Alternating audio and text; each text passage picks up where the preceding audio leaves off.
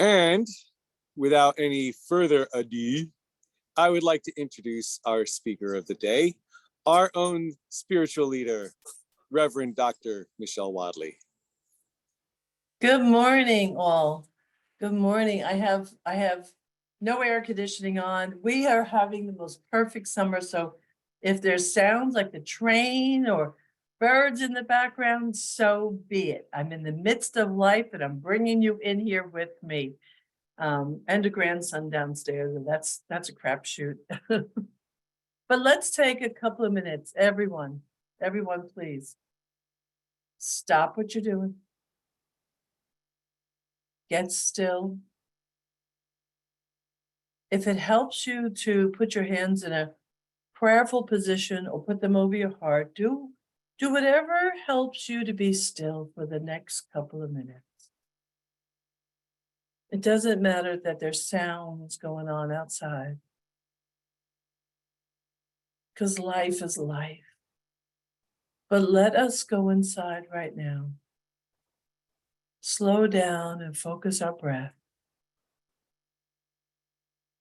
And if you can, focus your breath in your heart space, which I know is a little different. But imagine the inhalations and exhalations once again coming from your heart area.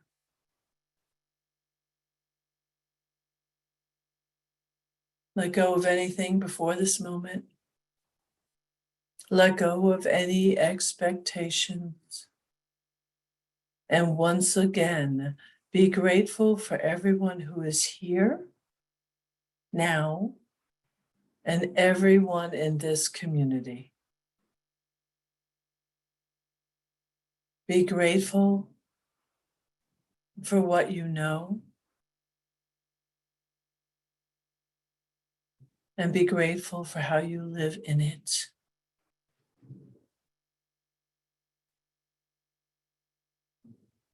And let's take this peace,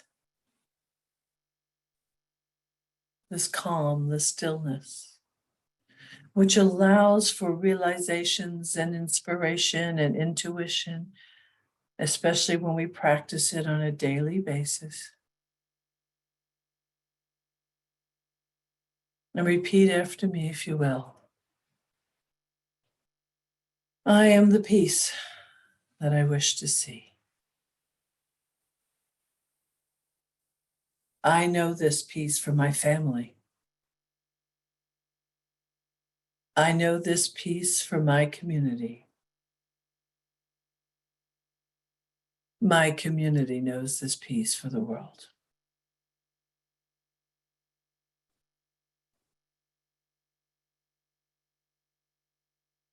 Thank you. Thank you all.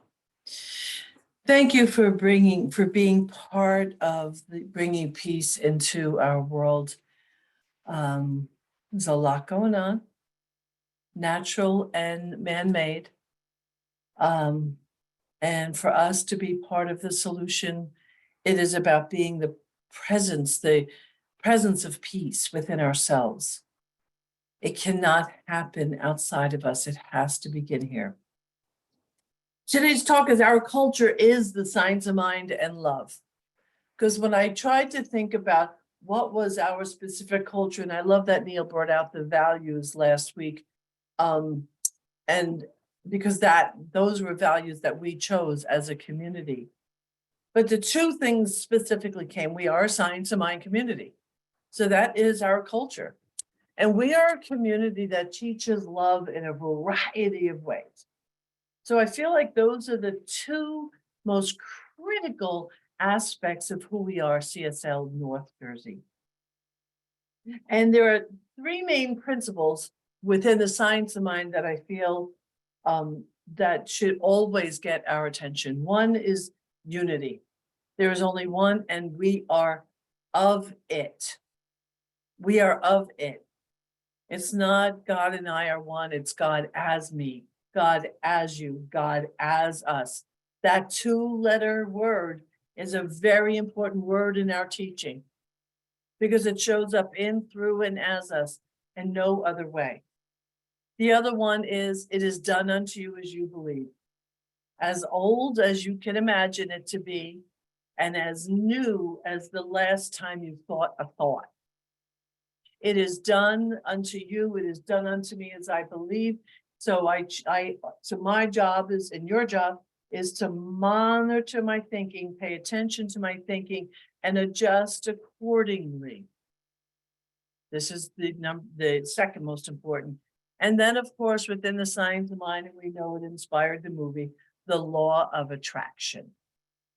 The law of attraction, and not so much about the way the movie demonstrated or tried to demonstrate the law, but the law of attraction, in that my world is a reflection of my consciousness, my world is a reflection of my mental equivalents, and so is yours.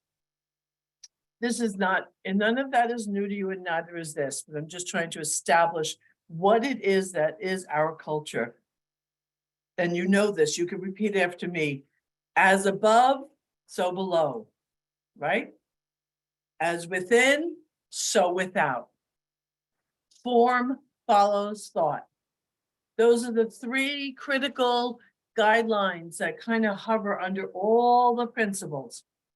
And of course, we know that Ernest Holmes said, change your thinking, change your life. Now, there are many authors out there that have added to that and didn't really credit Holmes with it.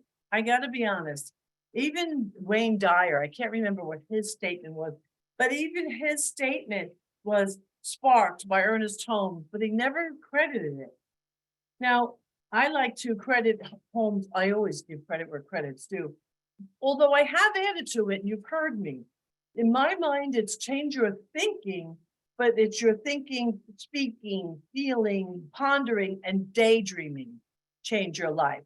Because to leave out those categories of things would be to act like our life is only here.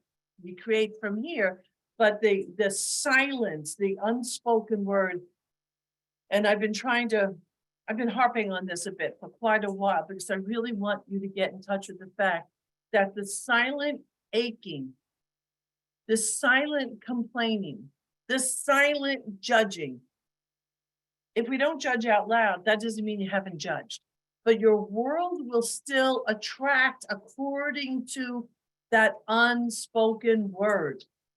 Okay, very important thing for us to pay attention to. And we've always called science of mind has been called a soft science. But the more you study the brain sciences, you study quantum physics, and now this lovely new science of epigenetics, the idea of science of mind being a soft science, that gap is closing, and we are becoming by far more mainstream than we've ever known before. Now, I was born into this, so I didn't need to learn this stuff through science, although it's helpful. And it's actually gotten in the way because I absorbed it from the time I was knee-high to a grasshopper. Didn't always use it properly because I wasn't emotionally in a place to use it to express the life I wanted. So what happened was I was expressing my feelings, and my feelings were hurt, my feelings were damaged. So when I say damage, it's because I was a hurt person trying to demonstrate outside of my hurt. But I had to heal the hurt first.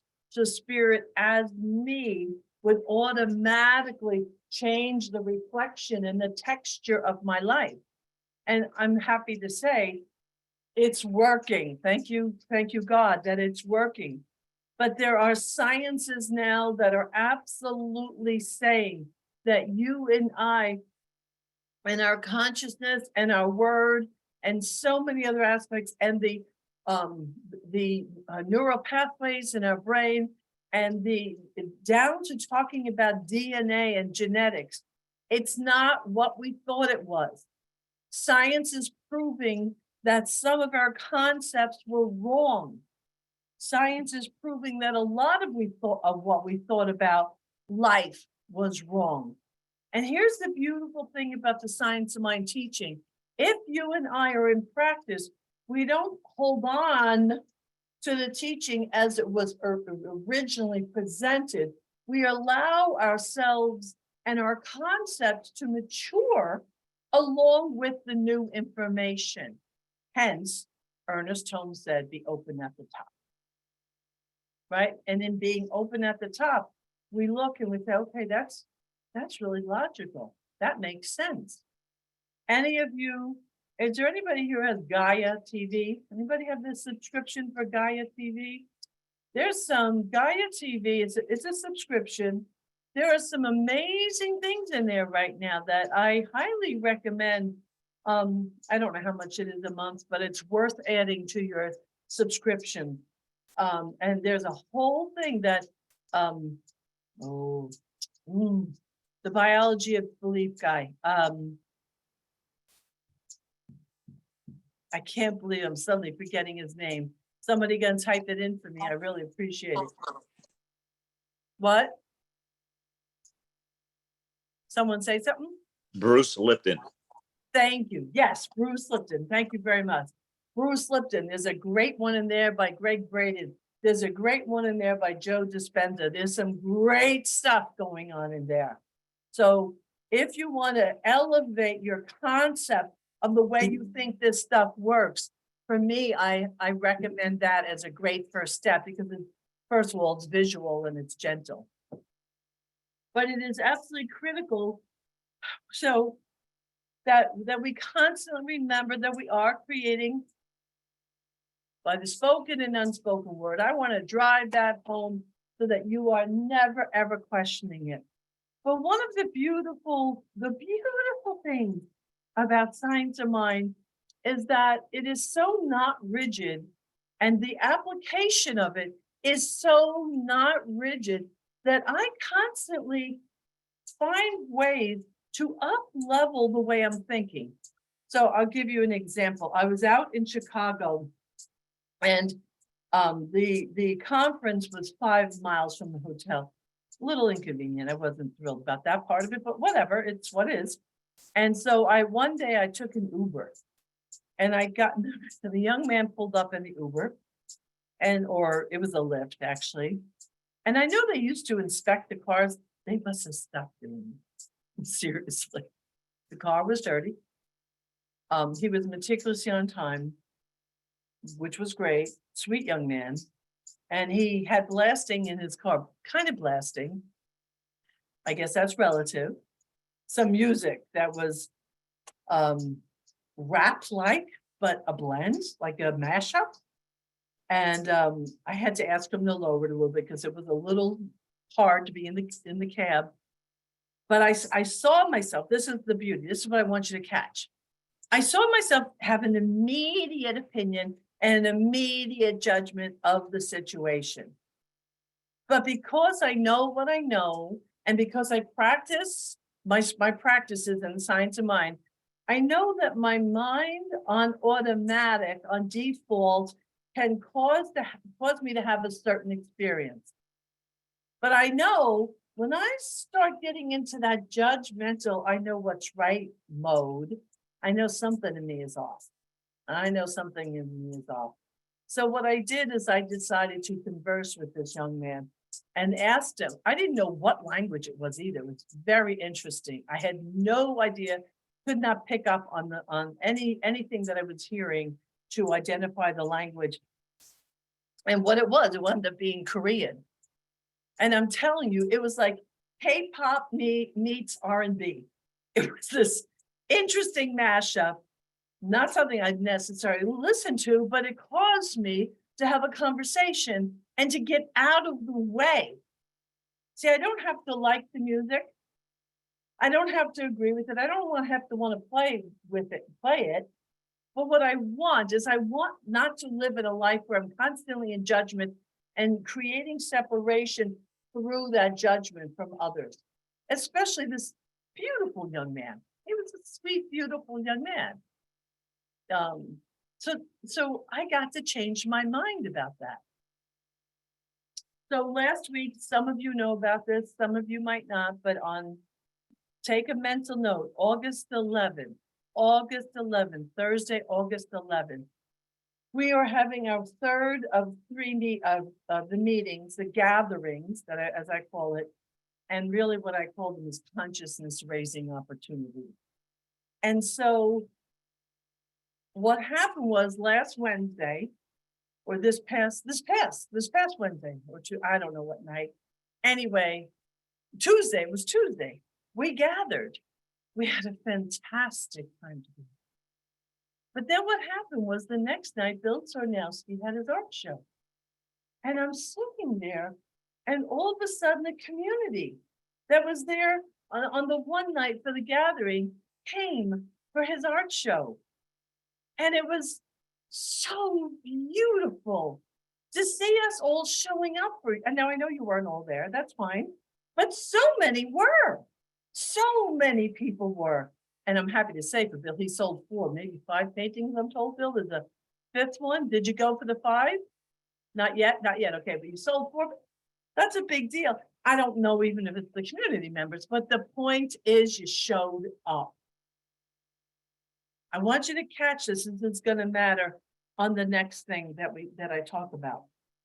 So my hope and dream is that every member of our community knows without question a few specific things, but the love of community is number 1. Okay, the love of community. And that's virtual and in place. That this is what I want you always to remember, every single one of you. We live by our word and by right of consciousness. You and I cannot create other than by right of consciousness. And sometimes we forget that, and sometimes we argue against it, and sometimes we don't want to quite admit it. And the reason why we don't admit it is because sometimes the form or what we're looking at isn't all that. So that's when, so that's when we have to, we have to get okay. We have to get okay with what it is, right? Because it just is. No judgment. Here's the next thing I want you to always know, when every member of our community knows. There is no outside, there is no other.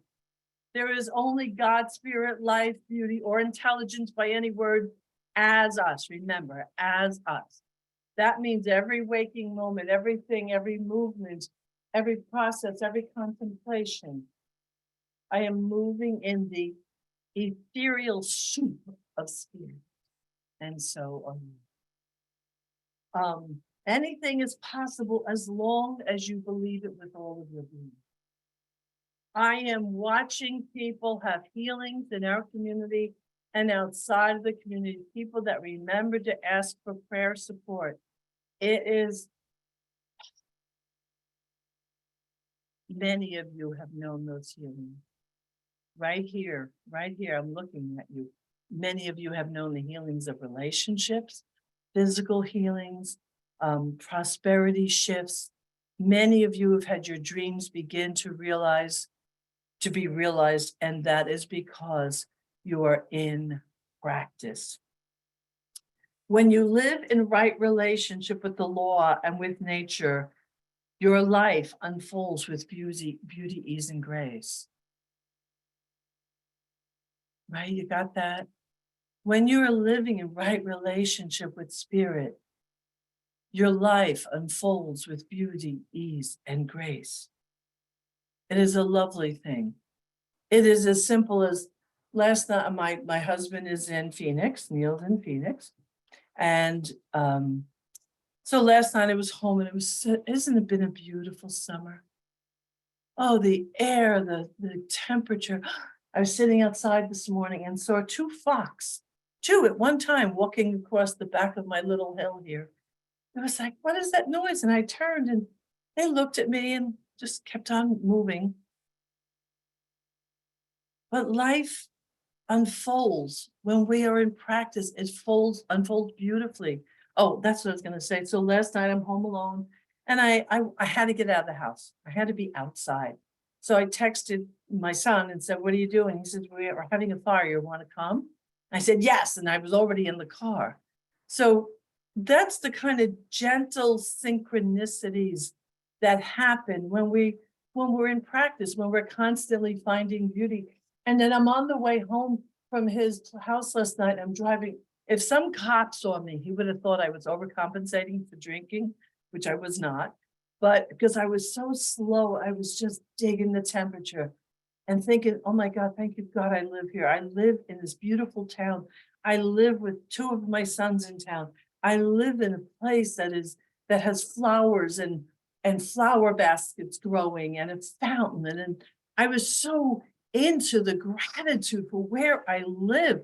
And I was just rich and feeling like kind of stoned with gratitude. You know, gratitude isn't a kind of mysterious healing thing, but it is an addition. Add gratitude to anything that you're doing, and the anything increases in its aliveness. Greater self-love is the answer to every question. I don't care what question you ask. In the end, the answer is love yourself more. The answer is forgive yourself more. That's our culture. At least I hope.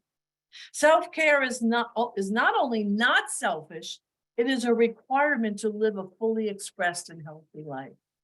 Now, your minister has not been very good about this. This is my learning. This is my corner of, or the edge of my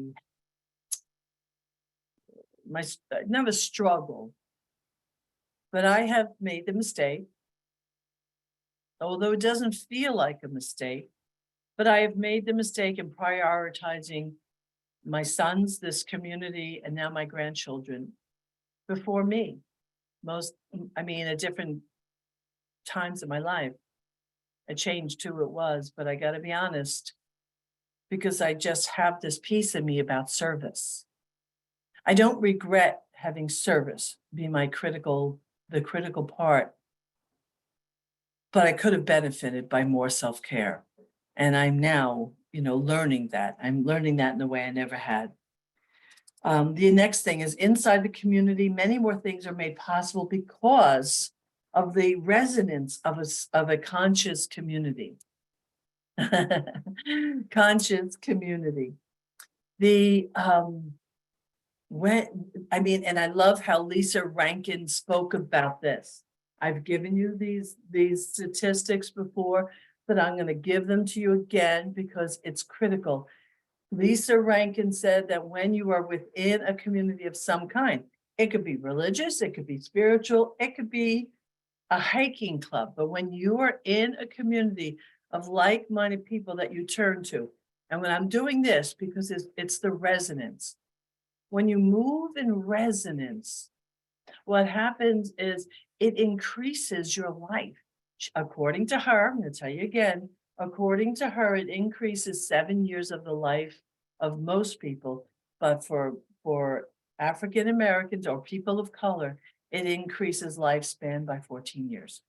So I won't give you that quote again for the rest of the year, that statistic, but I want it to land. There is value in community. And there is value. Now, before I started my call today, I sent an email out to a number of different people, and I see a couple of them on. Why did I do that? I did that because I want to remind people that they need to be seen. I call people into being present whenever I can, because I want everyone to get what it is that you and I very likely take for granted.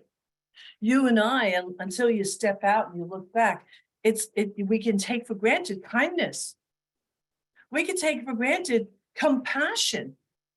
It's not everywhere you go when you tell me what your dream is, and I look you in the eye, and the Dawnleen Martin I'm speaking to now, I look her in the eye and go, yeah, I believe in you. We can do this.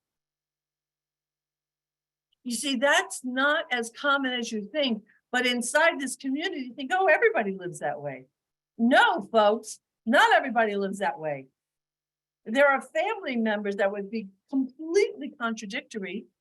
However, you're here and looking at somebody and loving on them and telling them that you believe in them is a way that we then support the creation of the people in our community that we love. And love. Love is the other aspect of our community. Now, love shows up as many things. It does show up as compassion, forgiveness, acceptance, respect, and other practices of love. And I'm gonna now going forward call these practices of love, because when we practice these things, love is the reward. Love is the constant reward. And that's the practice of non-gossip. Do you gossip sometime? Do I gossip sometime? Yeah, it happens. But ultimately, to remember that. The practice of non-judgment. Yeah, I know you're sick of hearing this from me, but my life began to change form when I became extremely committed to non-judgment and non-complaining. That's a whole different animal. The other thing is, so these are qualities of love because they transform myself as the vessel through which spirit demonstrates. So when I'm around you, then you're going to get a different version of me.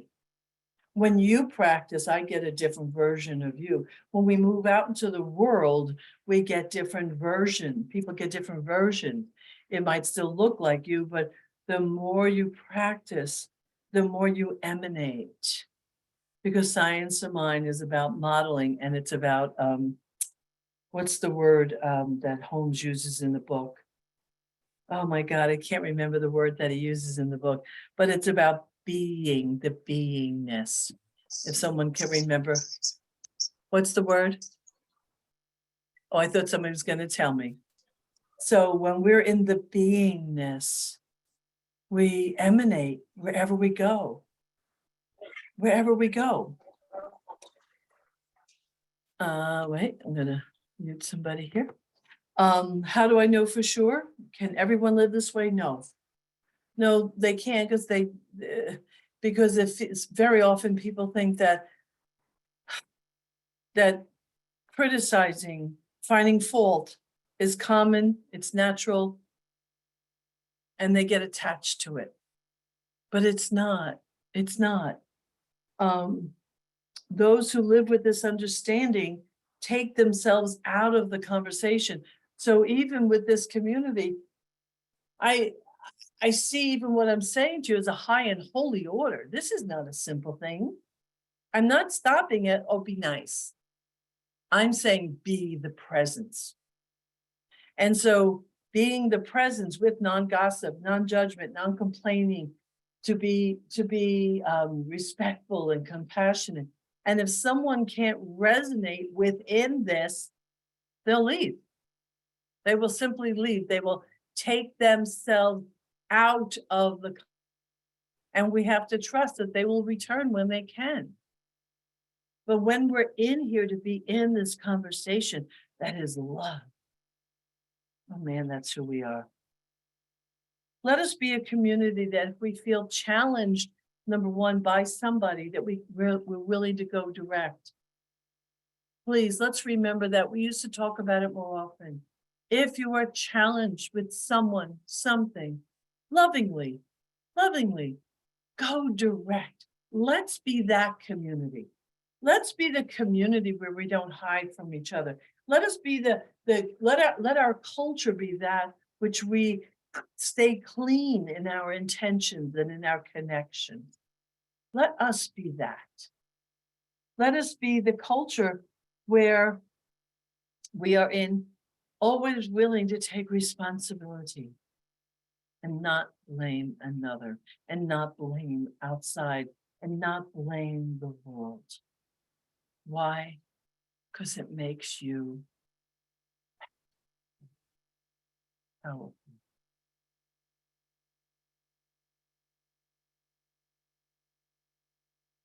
A while ago, we're working hard at the level of the board, and we have a few board members here. We're working hard at the level of the board, but it was really, it was a moment that I had of waking up a few weeks back when I remembered that we all needed to collectively remember who we were. And in remembering who we are, we bring that to the world in a greater way. I can remember, I'm now looking at Ed and Desiree, because I remember meeting you. I remember the first time I met you. Like when we are meant to be in each other's orbit, there's something that happens when we meet each other. There's something that gets, it's like a vibration, like a tone of a Tibetan bowl. All of a sudden there's a vibration and you resonate and you're there with each other. And some of us have been with each other for 20 years. Our culture, our practice in our culture is the science of mind, but our culture is one of love. That's our culture. I see it evidenced all the time. I see it challenged. I see people in struggle, but I mostly see love. I see the evidence of love everywhere. Having said that, I really would love for you to join us on Thursday, August 11th. It's going to be at the Caldwell Church. You will see it in the newsletters. Please, dear God, read the newsletters, read the blogs. It's a great way to stay up with what's on top of my mind. It causes great conversation. But come and be part of the gathering. And then please register for the party. It will make the party committee, of which I am one, so happy if we could get on top of the registrations. Register now, bring your wives, your family, your partners, your children, your grandchildren. Why? Just because we're going to have fun together. There's going to be great music and a band, very little program, and mostly just fun, okay? The other thing is, because of how I believe in prayer, God, I love to pray. Not this Wednesday, but next Wednesday at 7 o'clock in the morning. For a while, we're going to do this for a while. We are going at 7 o'clock in the morning. There's going to be a link in the newsletter, and you can call in or come on the Zoom for prayer requests at 7 in the morning and on Wednesday mornings. So that if you're going off to work or whatever, you want to start your day with a prayer, I'll be there with you. It'll be 30 minutes. And then if you don't make it, get your prayer request that day, we'll do it the next week. To me, that's love. Prayer is love. Because in order to be effective, I must be of spirit. And the one thing that we need to remember is it's not faith in God, it's faith of God. Critical difference. Critical difference. So let us know together that there is a beauty, a power, a presence, this amazing resonance of good and very good. Let us dive into it fearlessly, courageously, allowing ourselves to be met, to be cared for, to be loved, to be supported. Let us sense the brilliance of life. That is who you are. That is who I am. That is who we are as a community. I bless us and let this word be so. And so it is. Namaste.